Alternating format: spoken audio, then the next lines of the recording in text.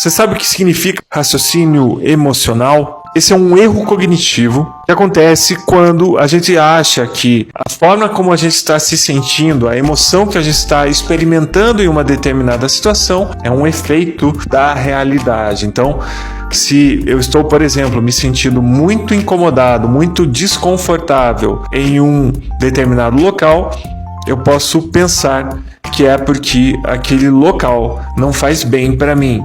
Eu não me sinto bem neste local. Aquele local é desagradável. Ou um outro ponto, né? Se a gente está um pouco irritado e aí alguém aparece e tem um determinado comportamento, eu posso então pensar que aquela pessoa está me irritando, ela está me incomodando, sendo que é uma emoção, né, dessa irritabilidade que eu já estava sentindo antes mesmo da pessoa surgir no contexto. Então isso é o raciocínio emocional, quando a gente acredita que o que a gente está sentindo reflete a realidade e é uma descrição boa dos fatos. Por que é um erro cognitivo? Porque muitas vezes isso não é verdade. Por exemplo, você pode ir em um determinado local, se sentir mal e não é porque aquele local é um local, por exemplo, terrível, sabe?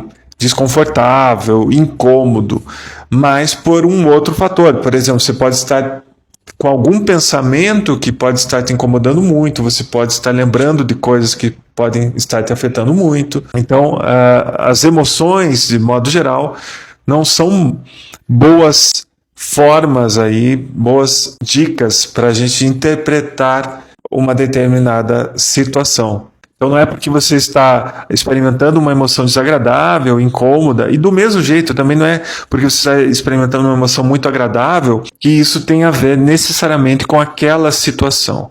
Essa emoção pode ter a ver com outras situações que já aconteceram, podem ter a ver com seus pensamentos, com alguma associação, com algum condicionamento anterior, e não necessariamente com aquela situação que está acontecendo naquele momento.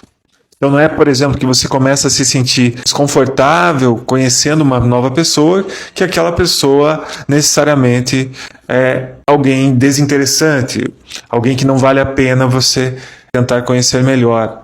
Porque essa emoção pode ter a ver com outras situações e não necessariamente com essa pessoa, com o comportamento dela.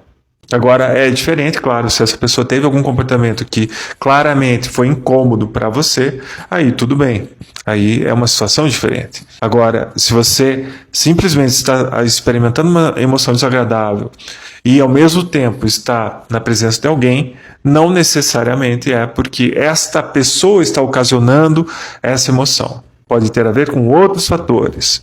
Por exemplo, até um trauma, né, existente relacionado a alguma experiência passada muito desconfortável, muito desagradável e que hoje acaba gerando esse tipo de sintoma.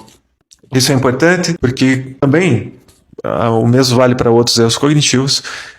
Ter essa consciência e ficar mais atento ao que a gente está pensando ajuda para que a gente consiga ter comportamentos e emoções que estejam mais ajustados a cada situação que a gente está passando, que a gente está vivendo. Então ajuda muito, assim a gente não fica simplesmente à mercê do que a gente pensa, do que a gente sente, porque tanto o que a gente pensa quanto o que a gente sente pode estar equivocado em relação a uma determinada situação real que está acontecendo no nosso ambiente.